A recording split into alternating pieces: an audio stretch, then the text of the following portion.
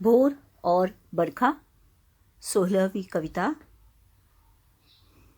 मीराबाई जी का ये काव्य है। हिंदी साहित्य के काव्य प्रांगण में दर्द दीवानी मीरा प्रेम के दर्द की सच्ची तस्वीर खींचने वाली पहली कवयित्री है। मीरा कृष्ण के रूप सौंदर्य पर विमुग्ध है। वे कृष्ण की सांवली सूरत, विशाल नेत्र, मोर पंख का मुकुट, कानों में कुंडल, माथे पर तिलक और ओठों पर अमृत रस वाली मोहनी मुरली से आकृष्ट है। राजस्थान की मरुभूमि में सरस मंदाकिनी प्रवाहित करने वाली विरहिणी मीरा का जन्म राठौड़ वंश में हुआ था। कृष्ण के प्रति उन्हें विशेष अनुराग था। प्रस्तुत कविता में उन्होंने कृष्ण को जगाने के लिए किस तरह का माहौल बनता है ये लिखा है, और दूसरे में वर्षा के बादलों के बरसने से होने वाली परिस्थिति का वर्णन किया है। जागो बंसी वारे ललना, जागो मोरे प्यारे, रजनी बीती भोर भयो है, घर घर खुले किवारे।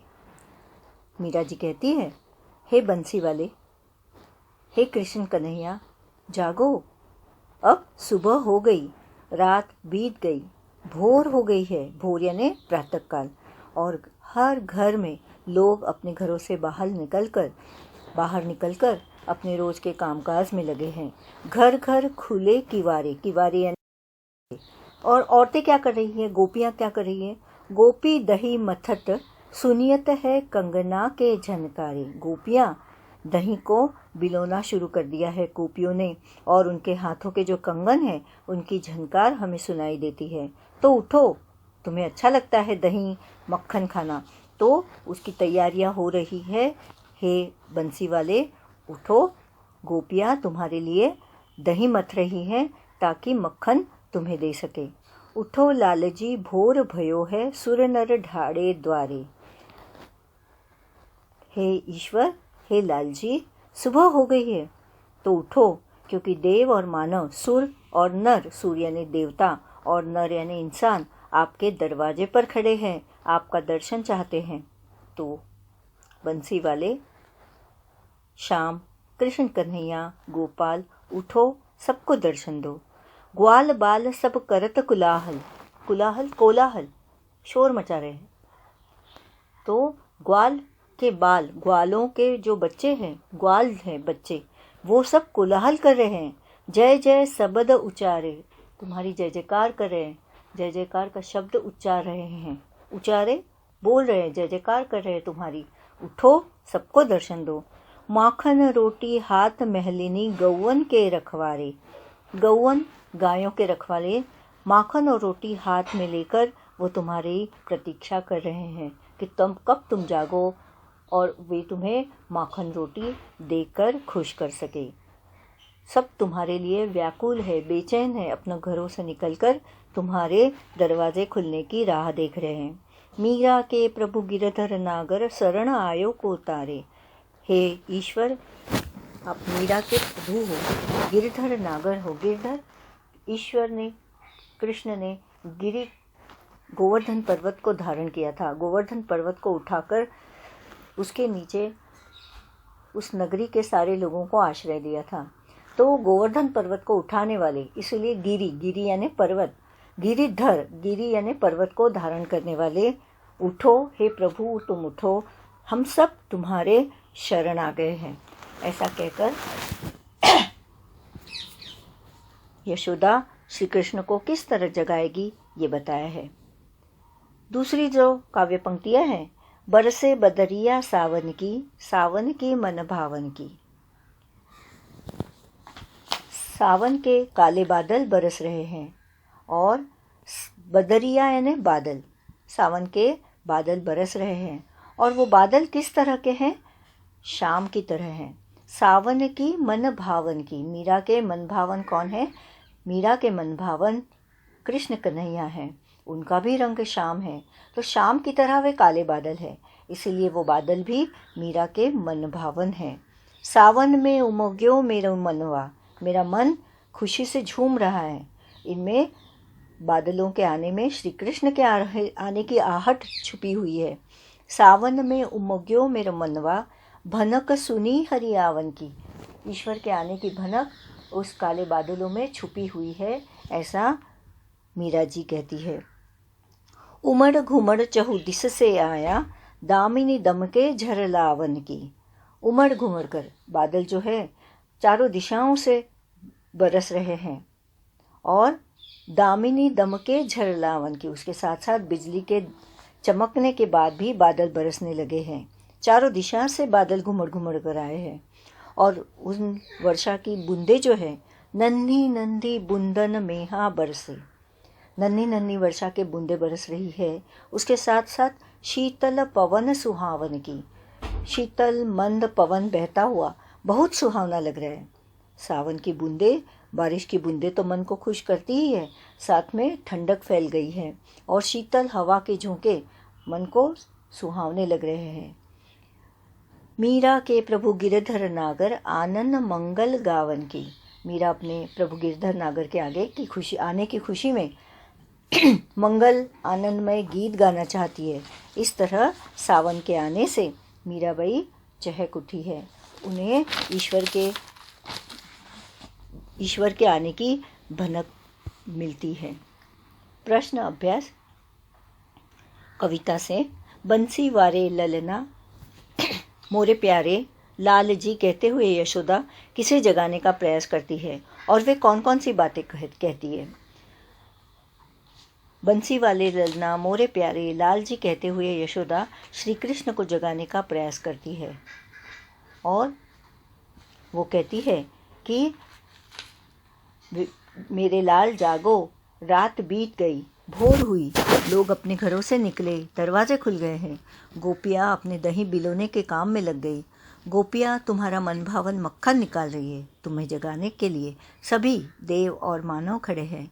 सभी तुम्हारा दर्शन करना चाहते हैं। तुम्हारे ग्वाल बाल मित्र तुम्हारी जय जयकार कर रहे हैं, अतः तुम जागो। गायों की रखवाली करने वाले तुम्हारे मित्र हाथ में रोटी और माखन लिए तुम्हारी प्रतीक्षा कर रहे हैं, तो गोपाल उठो। नीचे दी गई पंक्ति का आशय अपने शब्दों में लिखिए। माखन रोटी हाथ महलिनी गौवन के रखवाली। इसमें ये बताया है कि गायों की रखवाली करने वाली यानी गोपाल, वो हाथ में तुम्हारे दोस्त माखन लिए हुए हैं, माखन और रोटी जो कृष्ण को बहुत पसंद था, तो तुम उठो और तुम्हारी प्रतीक्षा में वो दरवाजे पे खड़े हैं। पढ़े हुए पद के आधार पर ब्रज की भोर का वर्णन कीजिए। ब्रज में भोर होते ही ग्वालनें घर में दही बिलोने लगती है। उनके हाथों की चूड़ी मधुर खनक करके वातावरण में गूंजती है। घर घर में मंगलाचार होते हैं। ग्वाल बाल गौओं को चराने के लिए वन में जाने की तैयारी करते हैं। मीरा को सावन मनभावन क्यों लगने लगा। सावन में काले बादल बरसते हैं। बादलों से बरसने वाली बरखा की बूंदें मीरा को उसके मनभावन की याद दिलाती है। सावन की फुहारें उसके चित्त में युग कृष्ण की याद जगाती है। कृष्ण के आने का आभास उसे हो गया है। 5वां पाठ है। पाठ के आधार पर सावन की विशेषताएं लिखिए। सावन के आते ही काले बादल चारों दिशाओं में उमड़ घुमड़ कर विचरण करते हैं। बिजली चमकती है, वर्षा की नन्ही नन्ही बूंदें बरसती है, चारों तरफ शीतल हवाएं बहने लगती है और मौसम सुहावना लगता है। मीरा भक्तिकाल की प्रसिद्ध कवयित्री थी। इस काल के दूसरे कवियों के नाम की सूची बनाइए तथा उनकी एक एक रचना का नाम लिखिए। कविता से आगे है, उसका पहला सवाल है ये। कबीरदास की साखी, सूरदास सूरसागर, तुलसीदास रामचरितमानस, विनय पत्रिका, जायसी मतलब मलिक मोहम्मद जायसी, पद्मावत। प्रश्न दूसरा, सावन वर्षा ऋतु का महीना है। वर्षा ऋतु से संबंधित 2 अन्य महीनों के नाम लिखिए। सावन वर्षा ऋतु का विशेष महीना माना जाता है। सावन के पहले आषाढ़ और सावन के बाद भादों में भी वर्षा होती है। अनुमान और कल्पना। पहला, सुबह जगने के समय आपको क्या अच्छा लगता है। सुबह जगने के समय मुझे अच्छा ये लगता है कि जगने के बाद मैं मेरी माँ के दर्शन करूं। दूसरा, यदि आपको अपने छोटे भाई को जगाना पड़े तो कैसे जगाएंगे। छोटे भाई या बहन को जगाने के लिए मुझे कभी कभी उनकी आंखों पर पानी के छींटे मारने पड़ते हैं। वर्षा में भीगना और खेलना, ये तीसरा सवाल है, आपको कैसा लगता है? वर्षा में भीगना और खेलना मुझे बहुत अच्छा लगता है। 4, मीराबाई ने सुबह का चित्र खींचा है। अपनी कल्पना और अनुमान से लिखिए कि नीचे दिए गए स्थानों की सुबह कैसी होती है। क, गांव, गली या मोहल्ले में। गांव में सुबह जल्दी लोगों की चहल पहल शुरू हो जाती है। पंछी चहचहाने लगते हैं। लोगों का खेतों में जाने का दिनक्रम शुरू होता है। ख, रेलवे प्लेटफॉर्म पर। रेलवे प्लेटफॉर्म पर यदि गाड़ी आने का समय हो तो लोग इंतज़ार में खड़े रहते हैं। चाय पीने का वक्त होने के कारण लोग चाय के ठेले पर भी जमा हो जाते हैं। नदी या समुद्र के किनारे। नदी या समुद्र के किनारे सुबह का दृश्य बड़ा मोहक होता है। आसमान में सूरज की लालिमा छा जाती है। पंछी चहचहाते हैं। कुछ लोग समुद्र किनारे सुबह टहलने निकल जाते हैं। कभी कभी अपने कुत्तों के सैर के बहाने वे खुद भी टहल लेते हैं। सुबह की ठंडक सभी को भाती है। पहाड़ों पर हवा ठंडी होती है। सुबह जल्दी उठने का मूड नहीं होता। शहर की आपाधापी से दूर पहाड़ों पर शांति से सुबह बिताई जा सकती है। भाषा की बात। कृष्ण को गौवन के रखवाले कहा गया है, जिसका अर्थ है गौओं का पालन करने वाले। इसके लिए एक शब्द दे। इसके लिए शब्द है गोपाल। दूसरा, नीचे 2 पंक्तियाँ दी गई। इसमें से पहली पंक्ति में रेखांकित शब्द 2 बार आए हैं और दूसरी पंक्ति में भी 2 बार। इन्हें पुनः उक्ति यानी फिर से लिखना। पहली पंक्ति में रेखांकित शब्द विशेषण है और दूसरी पंक्ति में शब्द संज्ञा। नन्ही नन्ही बूंदन में हाँ बरसे, घर घर खुले किवारे। इस प्रकार के 2 उदाहरण खोजकर वाक्य में प्रयोग कीजिए और देखिए कि विशेषण तथा संज्ञा की पुनरुक्ति के अर्थ में क्या अंतर है। जैसे मीठी मीठी बातें और फूल फूल महके। अब हम देखेंगे कि फूल फूल शब्द को, फूल संज्ञा है। फूल फूल पर भंवरे मंडरा रहे थे। गली गली, गली गली में शोर है। डाल डाल, डाल डाल पर पंछी चहचहाते हैं। अब विशेषण देखेंगे। मीठे मीठे आम सभी को पसंद है। गरम गरम, माँ ने गरम गरम पूड़ियाँ बनाई।